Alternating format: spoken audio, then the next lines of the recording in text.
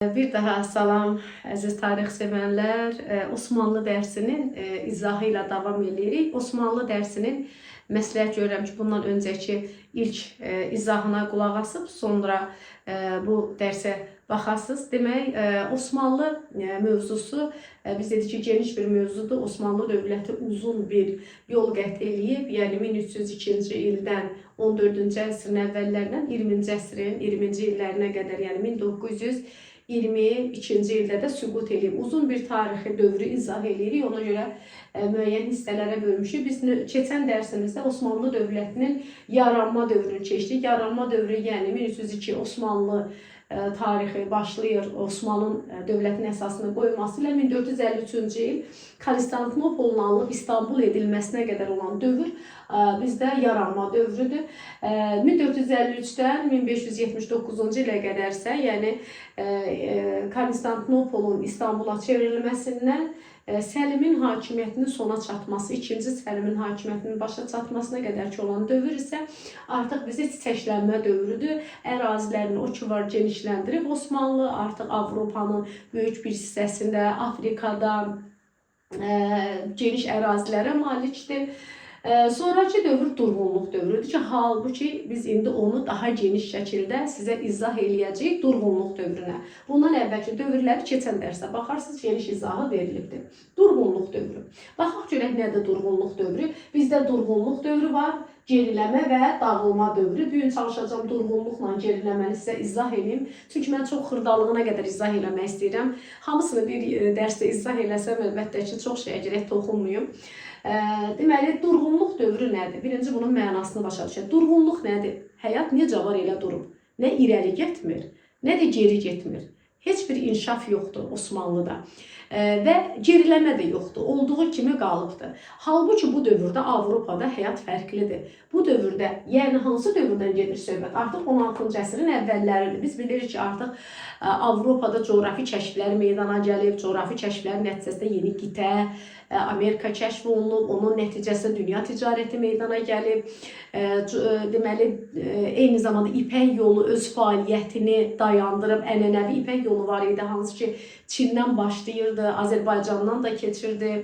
Eyni zamanda İstanbuldan keçirdi, Avropaya gedirdi. Həmin o ticarət yolu əvvəlki əhəmiyyətini itirib artıq Avropalılar daha tez, daha az xərclə dəniz yolu ilə Afrikanın cənubundan keçərək Hindistana gedirlər, ticarətlərini edirlər. Əlbəttə ki, ticarət yolu öz əhəmiyyətini itirməsi ticarət yolu üzərində olan dövlətlərə çox mənfi təsir eləyəcək. Bilirik ki, bizim Səfəvilər dövlətimiz də artıq bunun təsirindən deməli iqtisadi böhranla üzləşəcək. Eyni vəziyyət Osmanlıda da qüvvədədir. Artıq Osmanlı dövləti əvvəlki qədər belə deyək ki, çox gömrük haqqı alırdı və bu gömrük haqqının hesabına da öz xəzinəsini doldururdu. Yadınızdadsa Osmanlı Avropalılardan o qədər çox gömrük haqqı alırdı ki, Avropaya gətirilən ticarətdə ən çox qazanan tacirlərdən də çox qazanan Osmanlılar olurdu. Elə bu səbəbdən də Avropalılar, Portuqallar, İspanlar, İtalyanlar çalışırdılar ki, elə bir yol kəşf eləsinlər ki, orada artıq Osmanlı imperiyasının ərazisinə keçməsinlər və bu xəracı ödəməsinlər. Ona görə də məsələ coğrafi kəşflərə, coğrafi deməli ixtiralara üz tutdular və ixtiralar da özü ilə bərabər gəldi. Deməli, biz danışdıq, coğrafi kəşflərdən danışdıq, onların nəticələrindən danışdıq və bilirik ki, Osmanlı o illərdə yalnız bir dövlətə Süleyman ticarətdə güzəşt vermişdi. Bu da Fransa idi. 1535-ci ildə Fransaya deməli, ticarətdə güzəşt etmişdi. Ondan ticarət gömrük haqqını az alırdı. Bunun qarşılığında Fransa onunla bir yerdə Habsburqlar sülaləsinə qarşı birləşmişdi. 1535, biz əvvəl buna kapitulyasiya deyildik. Deməli, həmin Habsburqlar sülaləsi Avropada 3 dənə nəhəng dövləti idarə edirdi. İspaniyanı, Müqəddəs Roma imperiyasını və Avstriyanı imperiyasını, dövlətini idarə edən Habsburqlar ən böyük rəqibi idi Osmanlının. Ona görə də Osmanlı onu zəiflətmək üçün Fransaya müəyyən qədər güzəşt etmişdi. Və ona görə də Fransa sonraki dövrlərdə Osmanlıya qarşı qurulmuş ittifaqlarda demək olar ki, iştirak eləmir. Ta ki, Napoleon Bonaparta qədər. Napoleon Bonaparte gəlib Fransanı işğal edəndən sonra bunların ittifaqları demək olar ki, pozulacaq. Durğunluq dövrünün ilk hökmdarı Sultanı 3-cü Muraddır. Kimdir bu 3-cü Murad? 3-cü Muradın Azərbaycan tarixində daha çox geniş yer verilibdir. Mən onu sizə elə burada izah edəcəm. 3-cü Murad Səfəvilərlə 1590-cı ildə İstanbul sülhünü imzalayan Muraddır. Bilirsiniz ki, 1-ci İstanbul sülhü Səfəvilər üçün ən ağır şərtli, indiyə qədər imzalanmış müqavilələr içərisində ən ağır şərtli müqavilə İstanbul, 1-ci İstanbul sülhüydür. Onu Murad imzaladı. Muradın dövrü 1590-cı il və Səfəvilərin deməli böyük ərazisini özünə tabe etmişdi. Yalnız 6 vilayət yadınızdadırsa Ərdəbil idi, Qaracadağ idi, eyni zamanda Lənkəran idi və digər ərazilər, onlar Azərbaycan tarixində daha geniş keçəcək. O ərazilərdən ibarət Azərbaycan bəylərbəyliyi yaradacaq 1-ci Abbas. O ərazilər istisna olmaqla Səfəvilərin bütün torpaqlarını, Şərqi Gürcüstanı, Dağıstanı hamısını Səfəvilərdən almışdı və şərqdə sərhədlərini Xəzər dənizinə qədər genişləndirən sultanı soruşsalar, siz götürəcəksiniz 3-cü Muradı. 3-cü Muradın dövründə İstanbul sülhünü imzaladıq və demək olar ki, Səfəvilərin ərazilərinin əksəriyyəti Osmanlı tərəfindən işğal olundu və Osmanlı sərhədləri şərqdə Xəzər dənizinə qədər genişləndi. 3-cü Muraddan sonra gəlirik 1-ci Əhmədin dövrünə. 1-ci Əhmədin dövrü 1603-1617-ci illəri əhatə edir. Əhmədin dövrü bizdə hansı Səfəvi hökmdarının dövrü ilə eyni dövrə düşür? Əlbəttə ki, 1-ci Abbas. 1-ci Abbasla Əhməd arasında 1603-17-ci illəri əhatə edən Səfəvi-Osmanlı müharibəsini yəqin ki, xatırlayırsınız. Səfəvi-Osmanlı müharibəsi olacaq. Əlbəttə ki, 1-ci Abbas islahatları nəticəsində, eyni zamanda yadınızdadırsa, o Cəlalilər hərəkatını da Koroğlunun rəhbərliyi ilə olan o Cəlalilər hərəkatının nümayəndələrini də öz tərəfinə çəkə bilmişdi və onların qüvvəsindən də Osmanlılara qarşı istifadə eləmişdi. Məhz bunun nəticəsində də 1603-17-ci illər 4 il əməliyyat nəticəsində demək olar ki, Azərbaycan torpaqlarının hər birisini azad edib Osmanlıları vurub çıxara bilmişdi və 2-ci İstanbul sülhünü imzalayacaq. 2-ci İstanbul neçənci ildir? 1612-ci il. 2 adı var. Sərab sülhü və yaxud yeni dərsliklər üzrə 2-ci İstanbul sülhü. 2-ci İstanbul sülhü bizim Amasya sülhünü təkrarlayır. Yəni, Səfəvilər öz torpaqlarının hamısını özünə qaytarır, özündə saxlamaqla yanaşı, hətta Gürcüstanı Osmanlı ilə öz arasına bölür və Şərqi Gürcüstan Səfəvilərə qalırdı. 2-ci İstanbulu imzaladıq, Əhmədi məğlub elədi. Amma Əhməd heç cür həzm eləyə bilmirdi ki, Azərbaycandakı torpaqları itirib. Ona görə də 1616-cı ildə Əhməd özü İstanbul sülhünü pozaraq Səfəvi torpaqlarına müdaxilə edir. Lakin bu müdaxilə sınıq körpü döyüşü var. Sınıq körpü döyüşündə onları elə məğlub edir ki, məcbur olurlar deməli sülh imzalarlar. Bu sülhü imzalamaq 2-ci Osmana, Gənc Osman, bilirsiniz ki, bu sui-qəsd nəticəsində üsyanla öldürülüb bu Osman.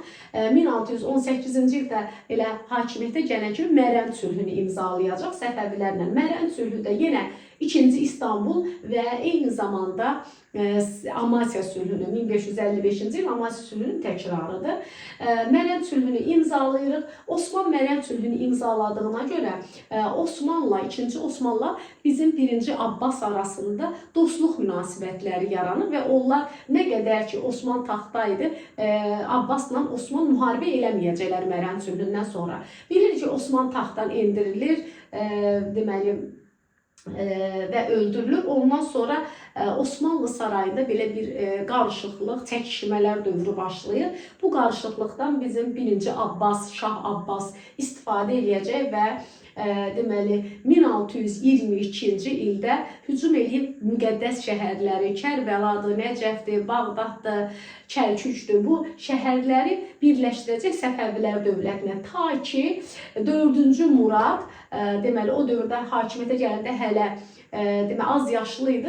4-cü Murad biraz özünə gəlib, deməli öz hakimiyyətini möhkəmləndirəndən sonra deməli Səfəvilərlə müharibəyə başlayacaq 30-cu illərdə, yəni 17-ci əsrin 30-cu illərində hücum eləyəcək. Öncə deməli İrəvanı alacaq. 1635-ci ildə 4-cü Murad İrəvana hücum edir və İrəvanı işğal edir. Azərbaycanın İrəvan şəhərini işğal edir və 3 il sonra 1638-ci ildə isə ömrünün sonlarına yaxın hücum edib Bağdad şəhərini işğal edir və özünə birləşdirir.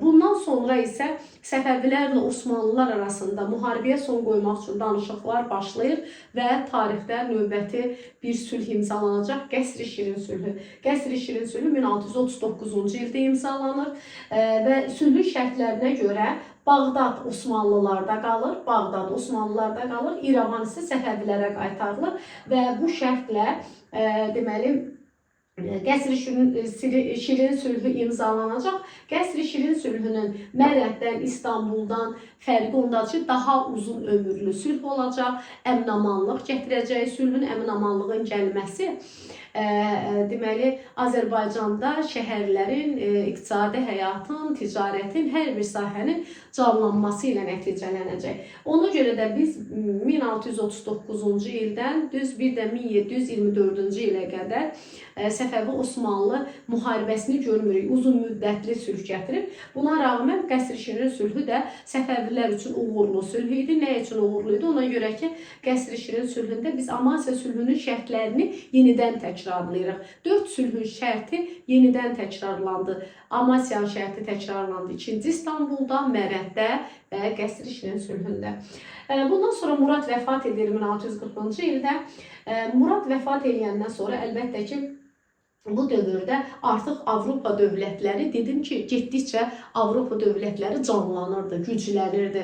Bayaq dedi ki, Səfəvilərlə müharibələrdə Osmanlını zəiflətmişdi. Səfəvilərlə harca 40 ildən artıq davam edən Səfəvi-Osmanlı müharibələri Osmanlıları zəiflətmişdi. Bundan əlavə Avropada texnologiya, top, tüfənglər, muşketlər, karabellalar, domina peçləri getdikcə inkişaf edildi. Coğrafi kəşflər nəticəsində yeni torpaqlar işğal olundu. Müstəmləkə meydana gəldi. Müstəmləkədən qul alveri olsun, müstəmləkədən xammal axını olsun, Avropanı getdikcə varlandırırdı.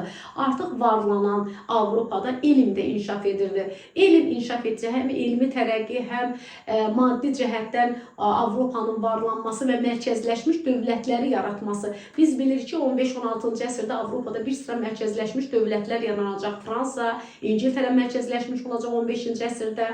Eyni zamanda İspaniya dövləti yaranacaq, sonra Rusiyada mərkəzləşmiş dövlətə çevriləcək.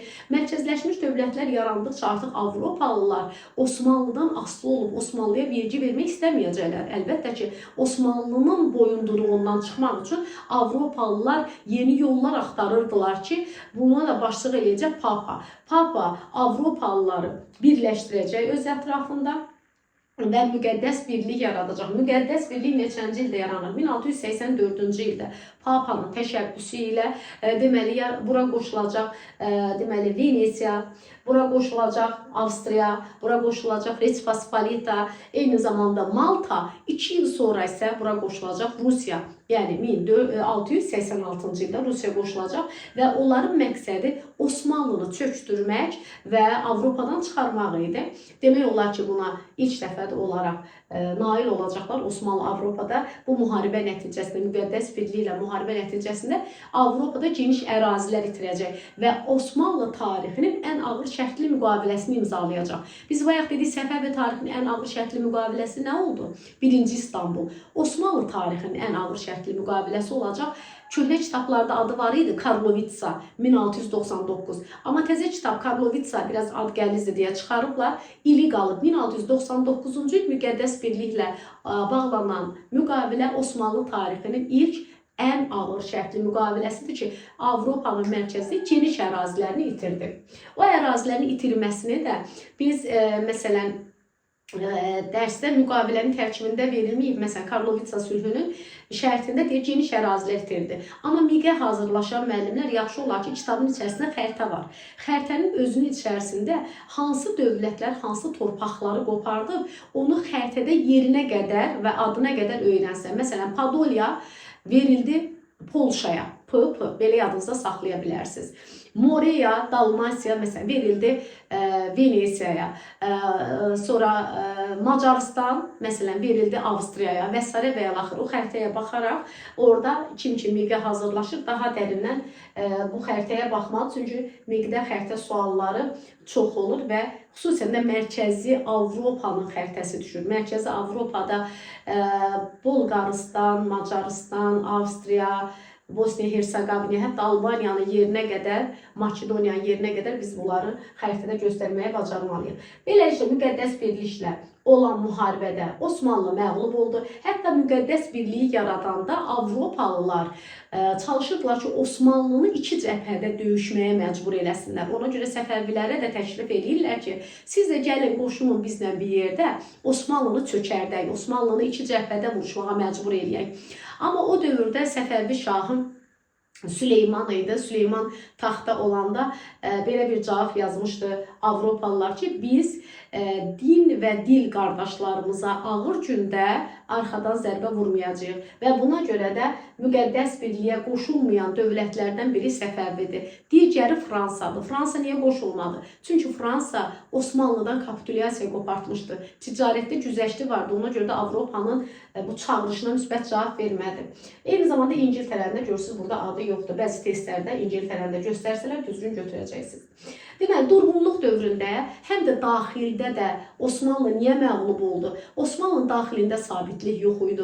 Osmanlı sultanları əvvəlki kimi qüdrətli deyildi. Çünki Osmanlı sultanları əvvəl bilirsiniz ki, dövləti idarə etməmizdən əvvəl gedib hansısa iri vilayəti, məsələn, Ədirnəni idarə edirdilər və yaxud da digər Bursanı, iri vilayətləri idarə edəndən sonra dövlətin idarəsinə gəlirdilər. Amma birinci deməli, Əhməddən sonra artıq Osmanlılarda qəfəs üsulu tətbiq olunmağa başladı. Qəfəs üsulu nədir? Osmanlılarda tez-tez sui-qəsdlər törədilirdi. Deməli, vəliəhdlərə qarşı, gələcək varislərə qarşı. Həm bu varisləri sui-qəsdlərdən qorumaq üçün artıq onları, belə deyək də, saraydan kənara çıxmağa icazə vermirdilər və saray daxilində belə onları qoruyan xüsusi mühafizə dəstələri var idi ki, onlar gələcək Osmanlı sultanlarını qoruyurdular.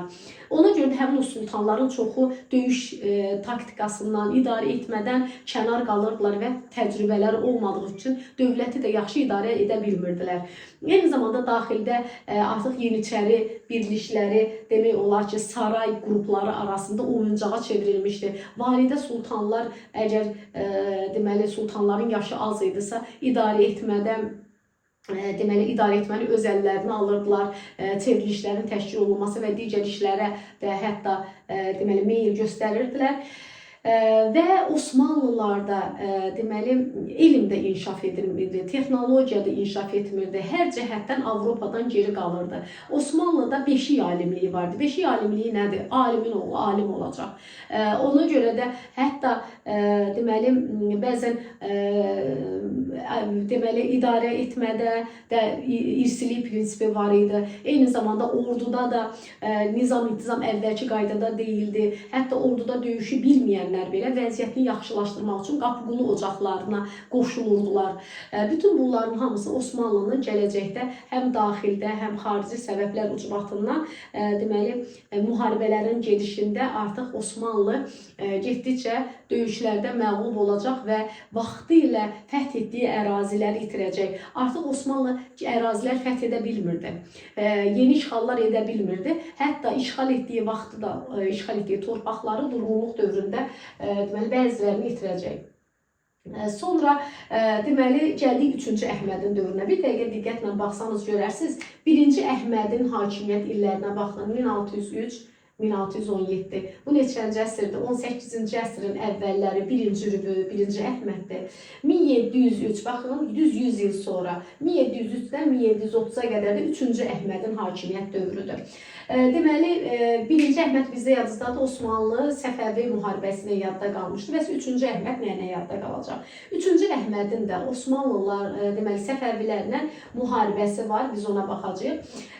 3-cü Əhməd itirilmiş nüfusu bərpa eləmək üçün müəyyən qədər işlər görməyə çalışdı və 3-cü Əhmədin vəziri var idi İbrahim Paşa. İbrahim Paşa ilə birlikdə 3-cü Əhməd deməli dövründə müəyyən islahatlar həyata keçirəcəklər. Deməli itirilmiş nüfuzunu bərpa eləmək istəyir və o dövrdə Rusiyada birləşik hakimiyyətdə Pyotr idi. Pyotr isə Avropada yadınızdadırsa, həmin dövrdə 1700-1721-ci illəri əhatə edən İsveçli Şimal müharibəsində idi və Avropada Şimal müharibəsini edən zaman gəlmişkən dedi Avropada bir Moldaviya Valaxiyanı da ələ keçirdi. Moldaviya Valaxiya kimin əlində idi? Əlbəttə ki, o dövrdə Moldaviya Valaxiya Osmanlı torpaqlardı. Əlbəttə ki, bu Osmanlı bunu qəbul eləməyəcək. Pyotr Prut səfərində Pyotr'u bütün ordusu ilə bir yerdə mühasirəyə alacaqlar, əsir götürəcəklər. Və Pyotr burada çox deməli çətin vəziyyətə düşür. Öz elçilərini Osmanlı nümayəndələrinin yanına göndərəndə deyir ki, nə istəsələri verin, tək ki biz mühasirədən çıxaq. Əlbəttə ki, Osmanlıların da xəbəri yox idi ki, deməli Pyotr özü də mühasirədədir, belə pis vəziyyətdədirlər. Ona görə onlardan çox şey istəmirlər. Deyirlər bir dənə Azov qalasını, Azovu geri qaytarın. Azov qalasını da yadınızdadırsa Pyotr deməli 1695-96-cı illər deməli yürüşündə, cənub yürüşündə işğal eləmişdi. Həmin o torpağı sadəcə geri aldılar və Prut yürüşü Osmanlılar üçün uğurlu oldu.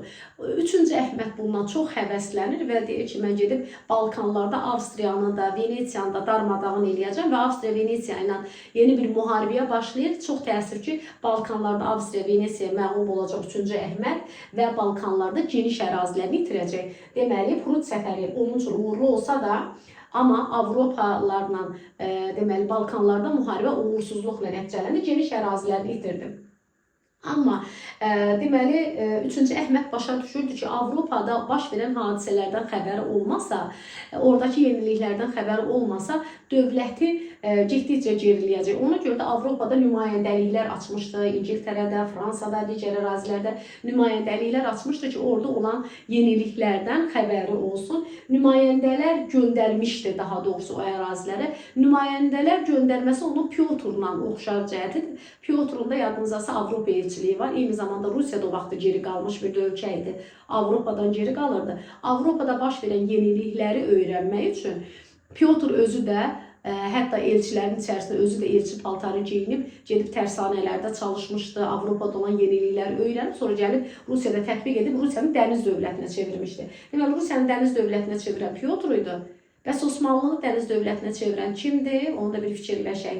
Deməli, Osmanlının dəniz dövlətinə ilk dəfə çevirmişdi Orxan Qazi. Orxan Qazi İzmit'i alıb, onu deməli Osmanlı donanmasının beşiyinə çevirmişdi. Və belə oxşarlıqlar həmişə bir yerə mütləq qeyd edin ki, yadınızdan çıxmasın, bu cür suallarla qarşılaşacaqsınız. Eyni dövrdə gəldik çıxdıq Lalə dövrünə. Lalə dövrünün illəri neçənci illərdir? Lalə dövrünü çox vaxt səhvən 3-cü Əhmədin hakimiyyəti kimi götürürlər. Amma 3-cü Əhmədin hakimiyyəti ilə deyil.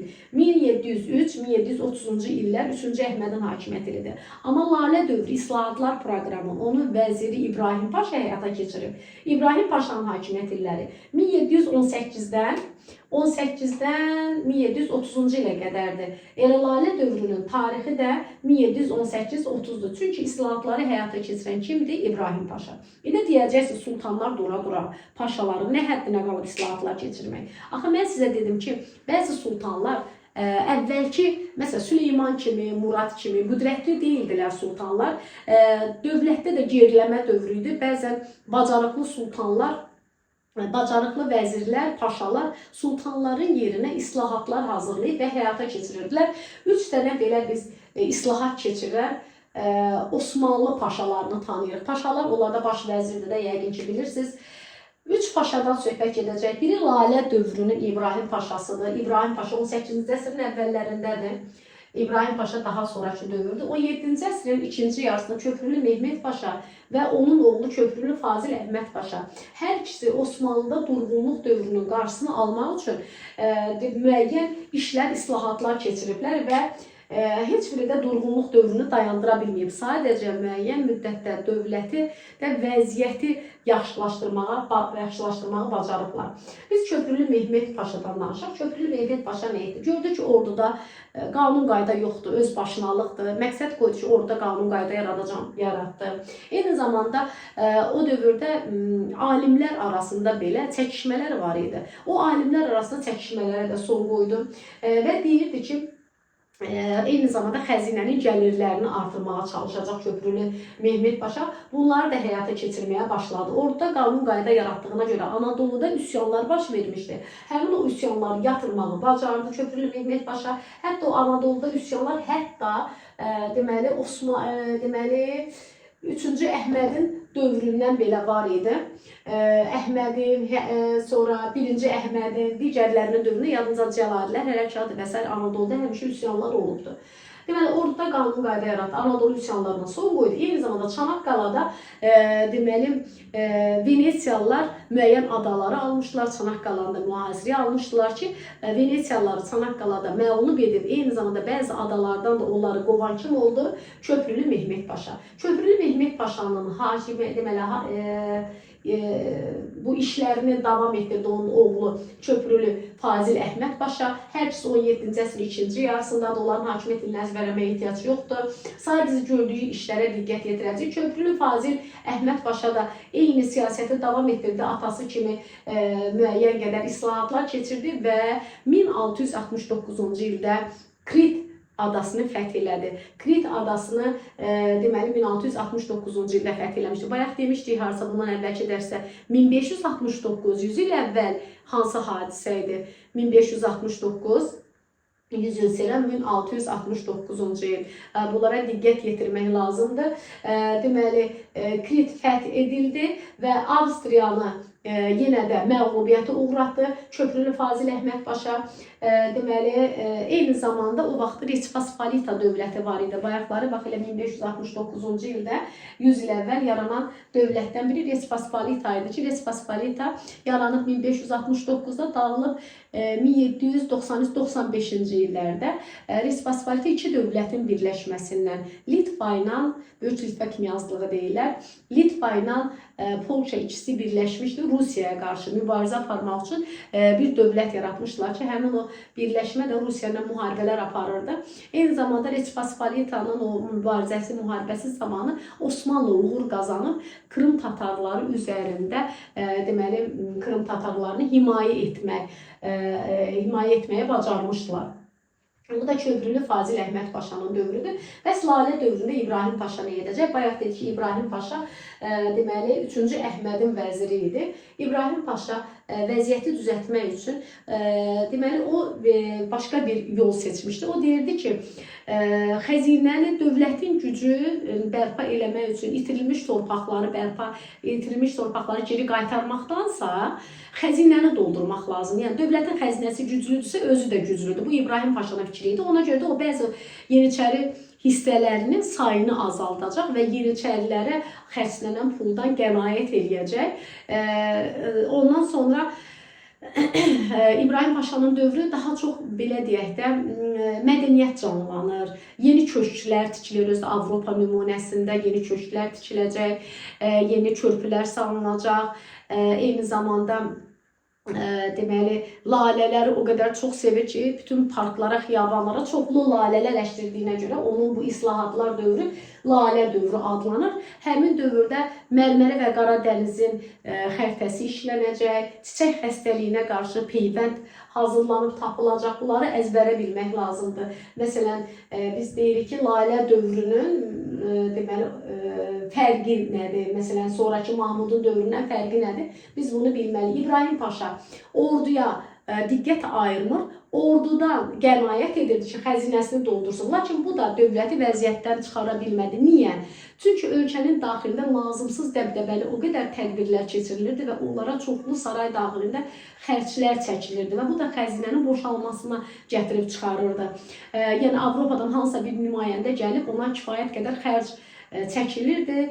Saraylarda onlar üçün müəyyən məclislər keçirilirdi və s.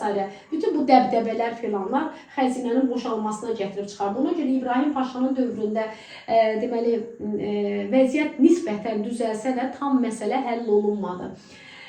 Sonra İbrahim Paşanın dövründə dedi ki, sultan kim idi? 3-cü Əhməd. 3-cü Əhməd o vaxtı Nadirin bilirsiniz ki, belə tüğyan eləyən vaxtlarıdır. 1730-cu ildə Nadir bilirsiniz ki, artıq Səfəviləri müəyyən torpaqlarını azad edirdi. Osmanlıları torpaqlardan qovurdu. Məsələn, Ərdəbildən qovur, sonra Həmədandan, Kirmənşahdan, digər ərazilərdən qovurdu. Və xalq ayağa qalxdı və tələb elədi ki, 3-cü Əhməd sultan kimi ordunun başında getsin, Nadirə qarşı vuruşsun. 3-cü Əhməd də xalqın xətrinə dəymir, səhər ordunun başında təntənə ilə, təmtaraqla özünü Səfəvilərin üzərinə, Nadirin üzərinə döyüşə gedər kimi göstərir. Gecə gizlincə qayıqla şəhərə qayıdır və bunu da xalq xəbər tutandan sonra Yeniçərilər belə himə bəndi idi. Üsyan qaldırırlar və deməli Əhmədi və onun vəziri İbrahim Paşanı deməli hakimiyyətdən devirirlər. Hətta İbrahim Paşa burada həlak olur. Üsyan zamanı İbrahim Paşanın Lalə dövründə tikdirdiyi abidələrin bir çoxu da zərər görür, dağılır və s.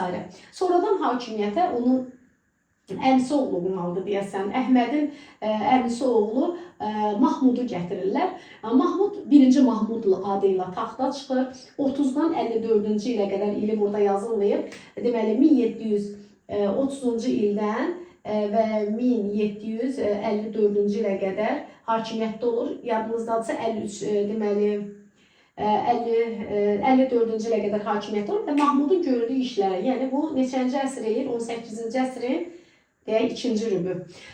Deməli, nə iş görüb bizdə Mahmud? Çox vaxt testlərdə Mahmudla Əhmədi müqayisə edirlər Venn diaqramında. Mahmud deməli Əhməddən fərqli olaraq deməli orduya daha çox önəm verir və orduda yeni ordu deməli hissələri yaradacaq. Yeniçərilərin onu hakimiyyətə gətirməsinə baxmayaraq Yeniçərilərin müqavimətini qırır, üsyanını yatırır. Yeniçərilərin üsyanını yatırır və üsyan zamanı dağılmış binaları, köşkləri hamısını yenidən Lalə dövründə tikilmiş köşkləri və abidələri bərpa etdirir və yarımçıq qalanları da davam etdirir 1-ci Mahmud. Eyni zamanda Mahmud həndəsəyə aid tədris məktəbləri, eyni zamanda kitabxanalar, həm də mədəniyyətə də diqqət yetirirdi. Həndəsə yadınızdadır, həndəsəni bilməyənləri evlənməyə icazə verməyən hökmdar kimi idi. Bir dənə siz fikirləşin, görək yadınıza düşəcəkmi? Hansı dövlətdə, hansı hökmdar qadığa qoymuşdu? Kim həndəsəni bilmirsə ona evlənmək olmaz. Yaxşı fikirdir. Hamı gedib həndəsə öyrənməlidir. Yaxşı. Həndəsəyə aid də tədris edən məktəbləri açdırır. Eyni zamanda Lalə dövründə mən deməyi unutmuşum. Lalə dövründə mətbə aparatı gətirilir Osmanlıya. Osmanlıya Lalə dövründə kitab çap edən mətbə gətirilir. Kitab çap edən mətbəni Lalə dövründə gətirirlər. İbrahim Paşa gətirdirir. Amma kitab çap etmək üçün nəyə ehtiyac var? Kağıza. Kağız istehsal edən müəssisəni isə kağız istehsal edən müəssisəni kim açdıracaq? 1-ci Mahmud. Deməli, müəssisə açdırır və orduya xüsusi diqqət yetirir. Orduya xüsusi diqqət yetirir və burada qumbaracılar ocağı yaradır. Yeni bir ocaqdır qumbaracılar ocağı. Onlar xüsusi belə deməli qumbaralar düzəldirdilər, düşmən üzərinə atırdılar və s. və bu qumbaracılar ocağını düzəltməkdə Bonival adlı bir fransız kömək eləmişdi. Deməli, Osmanlılara. Deməli, bununla da yeni tipli ordu yaratdılar və bu yeni tipli ordunun da nəticəsində, yəni öz nəticəsini verdi, yeni qumbaracılar yaratdı, yeni tipli ordu yaratdı və bunun yaratması 1-ci Mahmudun siyasətinə nisbət təsir eləyəcək. Və Mahmud 3-cü Əhmədin vaxtı ilə Avstriya, Macaristana dediyi, Avstriya ilə Venesiyaya məğlub olub Balkanlarda itirdiyi torpaqları kim qaytaracaq? 1-ci Mahmud. Və 1-ci Mahmudla Əhmədin fərqi onda oldu. Əhmədin dövründə orduya az diqqət yetirildi. Mahmudun dövründə Yeniçəri deməli qrupları, eyni zamanda qumbaracılar ocağı yaradıldı. Əhmədin dövründə dedi ki, Balkanlarda itirilən əraziləri Mahmud nə edəcək? Geri qaytaracaq. Bir də Mahmudu hardan yadda saxlayır? Mahmud bizim Nadirlə də müqavilə imzalayıb, Nadir şahımızla müqavilə imzalayıb. Ondan da Mahmudu yadda saxlamaq lazımdır. Həndəsəni də öyrənməyi məcbur edən Rusiyanın çarı 1-ci Pyotr idi. Yəqin ki, Rusiya tarixini oxumusunuz, oxumamısınızsa gedib oxuyarsınız. Deməli, belə.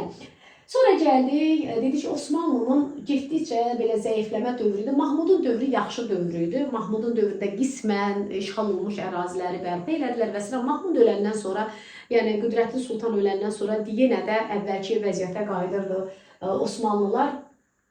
Mahmuddan sonra deməli bizim bilirik ki, Rusiyada Rusiyanın çariçası Yekaterina hakimiyyətə gəlmişdi. Pyotrla Yekaterina hər ikisi Osmanlılarla müharibə edir və hər ikisi də Osmanlılardan deməli müəyyən qədər ərazilər ələ keçirib Osmanlının torpaqları hesabında öz ərazilərini genişləndirmə və böyük planları var idi. Yekaterina'da 2 dənə siyasəti var idi ki, o öz yaxın köməkçisi Pyomkinə şərq məsələsini hazırlatmışdı ki, şərq məsələsinə görə eyni zamanda həm şərq məsələsi var idi, həm də Yunan layihəsi var idi ki, şərq məsələsi də, Yunan layihəsi də hər ikisi Osmanlıya çökətmək üçün idi. Osmanlını çöktürmək, Osmanlı torpaqlarının bir qismini almaq, Dardanel, Bosfor boğazlarına çıxış əldə eləmək, Qara dənizə, Azov dənizə çıxış əldə eləmək. Eyni zamanda hətta Yekaterina'nın o qədər iştahı böyük idi ki, o deyirdi ki, mən Bizans imperiyasını bərpa edəcəm. Bizans imperiyası Rusiyanın himayəsində yenidən bərpa olunacaq, İstanbul alınacaq, Konstantinopola çevriləcək. Eyni zamanda sonra Avstriyanı da bu ittifaqa cəlb edirdi. Avstriya deyirdi ki, sənə Balkanların qərbində müəyyən qədər əraziləri verəcəm. Sən də mənlə birləş, gəl Osmanlını çökərdək və Bizans imperiyasını bərpa edək. Amma bu onlara qismət olmadı. Osmanlı ilə müharibələr aparır. Bilirik ki, Pyotrun Prut səfəri yadımızdadır. Prut səfəri elə də uğurlu alınmadı. Amma Pyotr Qara dənizə çıxış əldə edə bilmir. Düzdür, iştahından keçirdi. Qara dənizə alsın, isti dənizlərə çıxışı olsun. Pyotr deyir ki, Rusiya olacaq ki, onun isti və soyuq dənizlərə çıxışı olsun. Soyuq dənizi Baltiki nəzərdə tuturdu. Soyuq dənizə çıxışı özü əldə elədi. Amma vəsiyyət yazılı qoyur ki, mən Baltik dənizə çıxış əldə eləmişəm. Mənim varislərim isti dənizlərə çıxış əldə eləsin. Hətta Pyotr özü bilirsiniz də, Xəzəryanı vilayətə də gəlmişdi. Xəzər də isti dəniz sayılır. Demək olar ki, isti dənizə də çıxış əldə eləmiş, amma Qara dənizdə möhkəmlənə bilmədi. Və eyni zamanda Azovu alsa da onu itirdi Prut səfərindən sonra. Ona görə də onun vəsiyyəti varislərinə o idi ki, onlar Qara dənizə, Azov dənizinə çıxışlar əldə eləsinlər. Və bu vəsiyyəti onun varisi yolunu davam etdirən Yekaterina həyata keçirəcək. Yekaterina'nın dövrü deməli 1762-dən 1796-cı ilə qədərdir. O Azərbaycana da yürüş edib, Pyotrla oxşar cəhətidir. Əsrin əvvəllərində Pyotr, əsrin sonunda 18-ci əsrin əvvəllərində Pyotr güclü hökmdar idi, at oynadırdı, ərazilərini genişləndirirdi. Sonunda isə deməli Yekaterina bu işi yerinə yetirirdi. Yekaterina Rusiya ilə deməli 2 dənə müharibəsi var. 1768 74-cü il Kiçik Qaynarca sülhü ilə başa çatan bir müharibə eləyir. 1787-91-ci illər Yası sülhü ilə başa çatan 2-ci müharibədir. Hər iki müharibədə Yekaterina qalib gəlir, Osmanlı məğlub olur. Hər ikisində də bir-birinin ardınca geniş ərazilər və s. itirir. Bu sülhlərin hər ikisinin şərti Rusiya dərsində geniş verilib. Amma mən bu dərsdə də sizə deyəcəm, inşallah Rusiya dərsini Osmanlıdan sonra ikinci ən ağır böyük dərsdir. Onun izahına Allah qoysa imkan olsa mən sizə versəm, orada da davam eləyəcək. Kiçik Qaynarcanı daha dərindən baxacaq. Kiçik Qaynarcada deməli 68-74-cü illəri əhatə edən bu müharibədə Osmanlı məğlub olacaq. Osmanlı məğlub olur və Osmanlı ilk dəfə olaraq Qara dənizi belə deyək, Qara dənizə şəriksiz hakimiyyətinə son qoyulur. Qara dəniz artıq Rusiya ilə bölmək məcburiyyətində qalır. Bu o deməkdir ki, Kiçik Qaynarca sülhündən sonra Rusiya ilk dəfə Qara dənizə çıxış əldə elədi. Eyni zamanda Qara dəniz ətrafında biz əvvəl kitablarda deyirdik, Cənubu Buqdan Dnepr çayına qədər olan əraziləri əldə elədi. Osmanlı ilk dəfə məğlub dövlət kimi təzminat ödəyəcək Kiçik Qaynarcadan. Və Kiçik Qaynarcada Osmanlı Rusiyaya deməli öz daxilində olan xristianların, pravoslavları himayə etmə üstünlüyü verir, himayə etmə hüququ verir ki, gələcəkdə də Rusiya bundan istifadə edib Osmanlının tərkibində olan o xristianlar, Balkanları, Yunanlıları, Serbləri hamısını qızışdırıb Osmanlıya qarşı deməli üsyanlara təhrik edəcək. Kiçik qaynarca sülhünün bir şərti də qaldı. Bu şərt nə idi? Deməli, biz təzminat məsələsini dedik, ərazi məsələsini dedik, Krım məsələsi qaldı. Krım, biz bilirik ki, Krım uzun illər idi ki, Osmanlının vassalı idi. Hətta Osmanlı haraya yürüş eləyəndə, xüsusən Səfəvilər üzərində yürüş eləyəndə vassalı kimi Krım türkləri də onun yürüşlərində iştirak etməyə borcluydular. Hətta Azərbaycana Adil Gəray və s. onlar da gəlmişdi. Deməli, Krım türklərini azadlıq verməyi tələb elədi. Krıma azadlıq verdi və Krım müstəqil dövlət elan edildi. Neçənci ildə? 1774-cü ildə Krıma müstəqillik verdi. Lakin deməli, Osmanlı Krıma müstəqillik verəndən sonra Rusiya əlbəttə ki, Krımın belə deyək də qara qaşına gözünə aşiq deyildi ki, Krımı müstəqil elan etdirsin. Məqsədi var idi. Çünki Krıma özü sahib olmaq istəyirdi və Krıma sahib olmaq uğrunda hal-hazırda da Ukrayna ilə bir-birini qırırlar, müasir dövr. Biz oxşar cəhət kimi götürə bilərik. Məsələn, 1774-cü il Krıma müstəqillik verilmişdi. Deməli, 1783-cü ildə, heç üstündən 10 ildə keçmir, 9 il deyək. 1783-cü ildə, bunun yer də yoxdur yazaq, 1783, bir də 2014 oxşar cəhət götürə bilərik. Rusiya nə etdi ərsində? Krımı aldı. Deməli, 1783-cü ildə Rusiya Krımı ilhaq elədi. Rusiyanın Krımı tutması kimi xoşuna gəlməyəcək əlbəttə ki, Osmanlı. Osmanlı bunu həzm edə bilməzdi ki, vaxtı ilə uzun illərlə məndən asılı olan Krımı indi Rusiya işğal eləsin. Ona görə də Krım məsələsi uğrunda Osmanlı ilə Rusiya arasında yeni bir müharibə başlayacaq. Bu müharibə 1787-dən 91-ci ilə qədər 4 il davam edir. Əlbəttə ki, Rusiyanın qələbəsi ilə başa çatacaq və Yası sülhü imzalanacaq. Yası sülhündən sonra Rusiya Krım deməli Krımın Rusiya tərəfindən işğal edilməsini Osmanlı məcbur qəbullanmaq məcburiyyətində qalır ki, bəli, Krım artıq Rusiyanındır.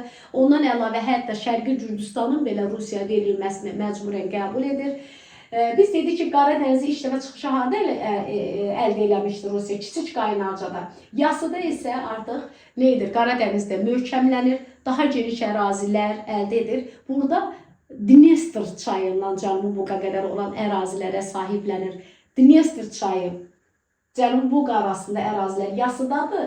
Dnepr çayı ilə Buqa arasındakı ərazilər isə kiçik qaynarcada deməli Rusiya tərəfindən ələ keçirilir. Qara dənizdə möhkəmlənəcək Rusiya. Qara dənizdə möhkəmlənir, geniş ərazilər ələ keçirir, Krımı, eyni zamanda Şərqi Gürcüstanı da ələ keçirir.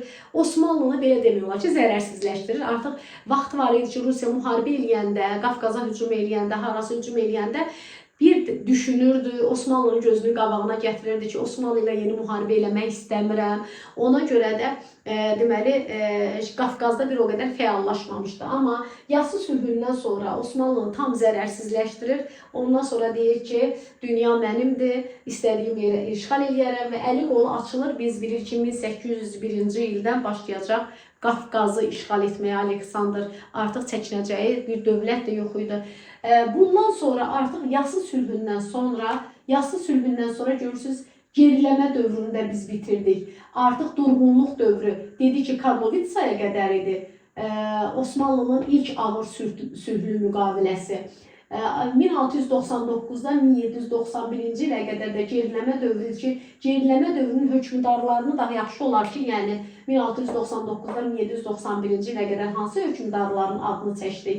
Məsələn, 3-cü Əhməd olsun, eyni zamanda Mahmud olsun, digər hökmdarlar olsun, bunların da hamısını çalışın ki, belə yadınızda saxlayasınız.